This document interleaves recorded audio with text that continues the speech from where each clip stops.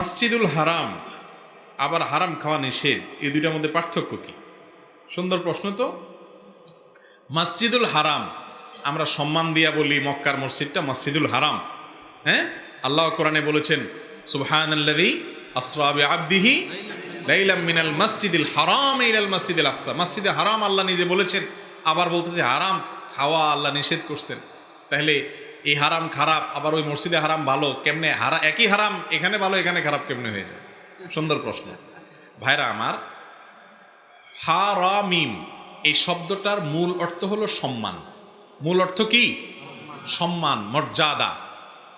এই জন্য আরবে, মিডিল ইস্টে মহিলাদেরকে বলে হারিম, মানে তারা সম্মানের পাত্রী, মর্যাদার পাত্রী। তাদের দিকে অবমর্যাদা কর দৃষ্টিতে তাকাতে হয় না, বা তাকাতে হয় না হারামভাবে, এবং তাদের মর্যাদাহীন হয় এমন কোনো কাজ করতে হয় না, হারিম বলা হয়। এই হুরমত শব্দের অর্থ হলো সম্মান। মূলত মসজিদুল হারাম সম্মানিত মসজিদ বলে, এটা তো বুঝলাম। এখন আমরা যেটা খাওয়া হারাম, দেখা হারাম, করা হারাম বলি, সেটারে আমরা সম্মানিত বলি, মানে কি সম্মান করে এটা করব না। সেখানে সম্মানের অর্থটা হলো আল্লাহ নিষেধ করেছেন, এটা একটা রেসপেক্টের জায়গা, যে এটা আল্লাহ করতে নিষেধ করেছেন, এটা বলতে নিষেধ করেছেন, এটা খাইতে নিষেধ করেছেন, ওটা ধরতে নিষেধ করেছেন, এদিকে যেতে নিষেধ করেছেন। আল্লাহ যেগুলোকে নিষেধ করেছেন এগুলো হলো সীমানা।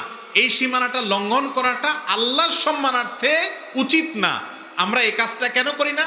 আল্লাহর সম্মানে করি না, আল্লাহর নিষেধের নির্দেশের সম্মানে করি না, সেই জন্য এটাকে হারাম বলা হয়। অর্থাৎ আল্লাহর সম্মানার্থে যেটা করা হয় না সেটার নাম কি? হারাম। তাহলে হারাম, হুরমত শব্দের মূল অর্থটা কি? সম্মান। এছাড়া মসজিদুল হারামকে মসজিদে হারাম বলার আরেকটা কারণ আছে। এই মসজিদে অনেক কাজ করা যায় না হারাম, যেটা অন্য জায়গায় করা যায়। এহরাম পরা অবস্থায় এখানে কোনো মশামাছিও মারা যায় না। হালাল না হারাম সেটা?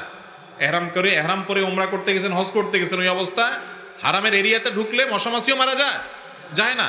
সম্মানিত সেখানে আল্লাহ তাআলা কিছু বিশেষ জিনিসকে হারাম করেছেন, এবং সেই সম্মানার্থে মসজিদুল হারাম বলা হয়। তাহলে হারাম শব্দের হুরমত মূলধাতু যেটা, সেটার মূল অর্থটা হলো সম্মান।